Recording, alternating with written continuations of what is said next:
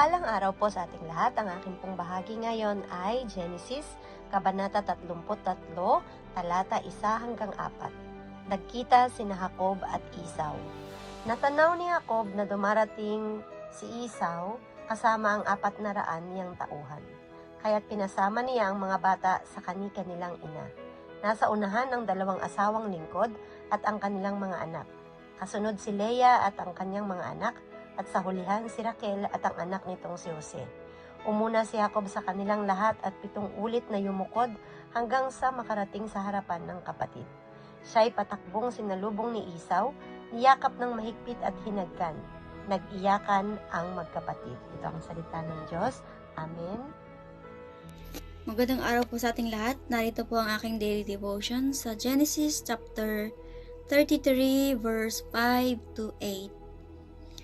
At itiningin ni Esau ang mga mata niya, at nakita ang mga babae at ang mga bata, at sinabi, "Sino-sino itong mga kasama mo?"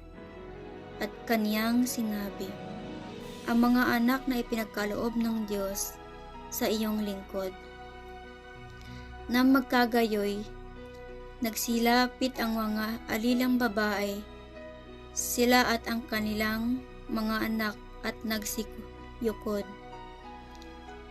At lumapit din si Leah at ang kanyang mga anak at nagsiyukod. At pagkatapos ay nagsilapit si Jose at Raquel at nagsiyukod. At kaniyang sinabi, "Anong palagay mo sa buong karamihang ito na nasumpungan ko?" At kaniyang sinabi, "Nang makasundo ng biyaya sa paningin ng aking Panginoon." Amen po. Isang mapagpalang araw pong muli sa ating lahat. Aking pong muling ibabahagi sa inyo ang pang-araw-araw na pag-aalay ng aking puso mula sa salita ng Diyos. Sinasabi po dito sa ika-33 ng Genesis, versikulo 9 hanggang 13. Ngunit sinabi ni Esau, "Sapat na sa akin ang kabuhayan ko. Ingatan mo iyon para sa iyo." Sinabi ni Jacob, "Huwag, iyan ay talagang para sa iyo. Tanggapin mo na kung talagang ako'y pinatatawad mo. Pagkakita ko sa mukha mo at madama ang kagandahang loob mo sa akin, para ko nang nakita ang Diyos. Kaya tanggapin mo na ang aking munting nakayanan." Naging mabuti sa akin ang Diyos. Hindi ako nagkulang sa anumang bagay, at hindi niya nilubayan si Esau hanggang sa tanggapin nito ang kanyang kaloob. "Tayo babalik na at ako ang mauuna sa paglakad," wika ni Esau. Sinabi ni Jacob, "Ang mga batay mahinang lumakad. Naalala ko rin ang mga tupa at bakang may bisiro.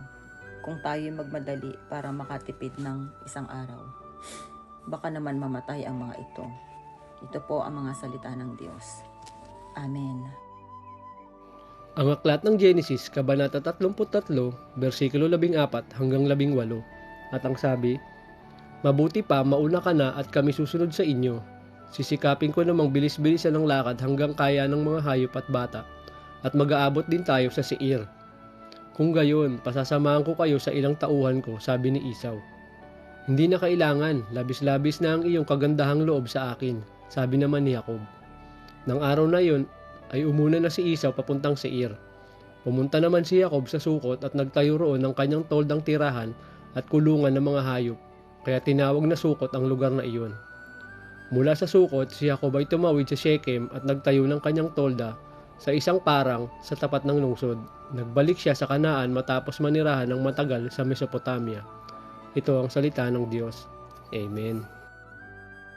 Good evening, everyone. Our word for today is from Genesis chapter 33, verse 19 to 20. "At binili ang pitak ng lupa na pinagtayuan ng kanyang tolda sa kamay ng mga anak ni Hamor na ama ni Sikim ng 100 putol na salapi. At siya'y nagtindig doon ng isang dambana at tinawag niyang El Elohe Israel." This is the word of the Lord. Amen.